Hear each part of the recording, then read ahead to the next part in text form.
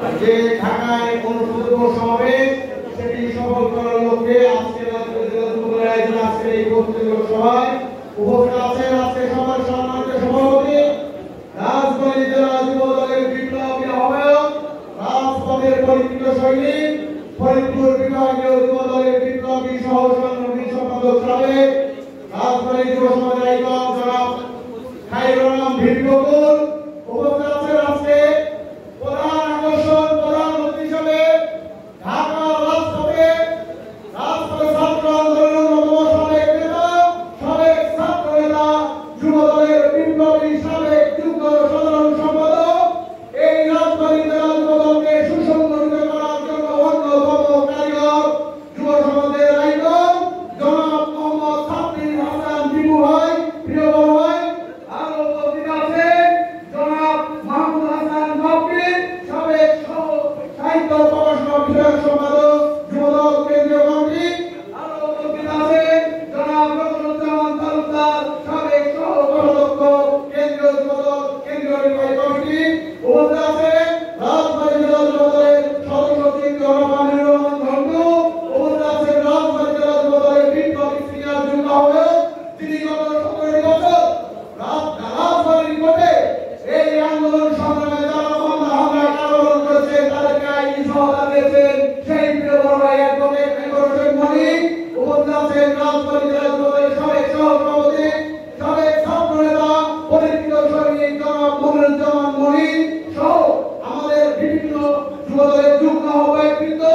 রাজবাড়ী জেলা যুবদলের অধীনস্থ 8টি ইউনিটের আহ্বায়ক সদস্যবৃন্দ এবং আমাদের রাজবাড়ী জেলার 42টি ইউনিয়নের সভাপতি সাধারণ সম্পাদক সহ সব যুবদলের নেতৃবৃন্দকে আমি আমার পক্ষ থেকে বাংলাদেশ জাতীয় যুবদল রাজবাড়ী জেলা শাখার পক্ষ থেকে যুবদল কেন্দ্রীয় নির্বাহী কমিটির সভাপতি মুনিয়াম মুন্না ও নুরুল ইসলাম ভাইয়ের পক্ষ থেকে একদম ধানের শুভেচ্ছা ও সংগ্রামী অভিনন্দন জানাচ্ছি। সংগ্রামী ছাত্র বন্ধুরা, একটি কথা না বললেই নয়, 2019 সালের 22 ফেব্রুয়ারিতে রাজবাড়ীতে একটি যুবদলের কর্মী সভা হয়েছিল। সেই কর্মী সভায় রাজবাড়ীর যুবদলের যে 7 জন দায়িত্বপ্রাপ্ত ছিলেন তার মধ্যে অন্যতম প্রধান ছিলেন আমাদের প্রিয় ভাই সাব্বির আহমেদ টিপু ভাই, যার বলিষ্ঠ নেতৃত্বে যার ঘনিষ্ঠ চেষ্টায় যার নেতৃত্বে আজকে রাজবাড়ী জেলা যুবদল বিভাগীয় ফরিদপুর বিভাগের মধ্যে একটি শক্তিশালী ঐক্যবদ্ধ যুবদল হিসেবে গড়ে উঠেছে বলে বিশ্বাস করি। আমি রাজবাড়ী জেলা যুবদলের সর্বোচ্চ নেতৃত্বের পক্ষ থেকে তাকে আন্তরিক শুভেচ্ছা ও ধন্যবাদ জানাচ্ছি। সংগ্রামী সাথীরা,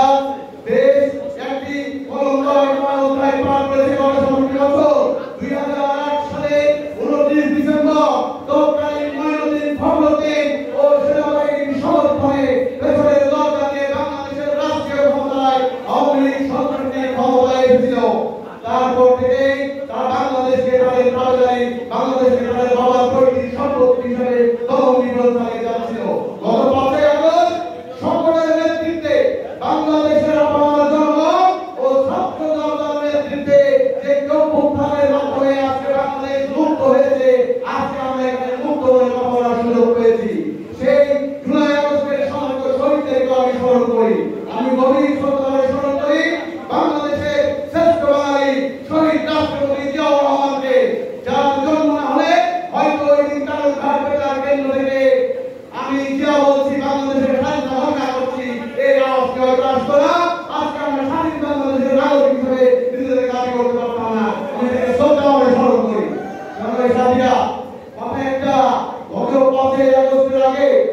2023 সালের 16 অক্টোবরে ঢাকা রাজপথে যুব সমাবেশ হয়েছিল। যুব সমাবেশে সভাপতি ছিলেন আমাদের টিপু ভাই, সেক্রেটারি ছিলেন আমাদের রাষ্ট্রের সভাপতি মুন্না ভাই। তখন আমরা পালিয়ে লুকিয়ে আজকে আমরা বিভিন্নভাবে বিভিন্ন কৌশল করে আমরা ঢাকা রাজপথে গিয়েছিলাম যুব সমাবেশ সফল করার লক্ষ্যে। এই 5 আগস্টের পরে আগামী 28 আমাদের ঢাকার সমাবেশ নিতে হবে। এখন যাওয়ার লোকের অভাব হয় না, কিন্তু আমার কথা 5 আগস্টের আগে যারা পুলিশের বন্দুকের দলের সামনে দাঁড়িয়ে যারা অন্ধকার কুটিরে কারাবরণ করে যারা রাজপথে আন্দোলন সংগ্রাম করেছে তাদেরকে আগে মূল্যায়ন করে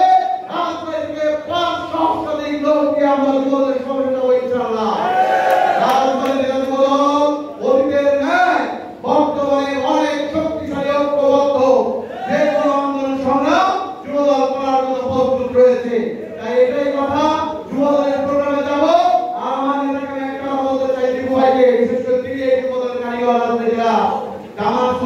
আমাদের একটু একটি কথা যে গত 17 বছর যারা আন্দোলন সংগ্রাম করেছে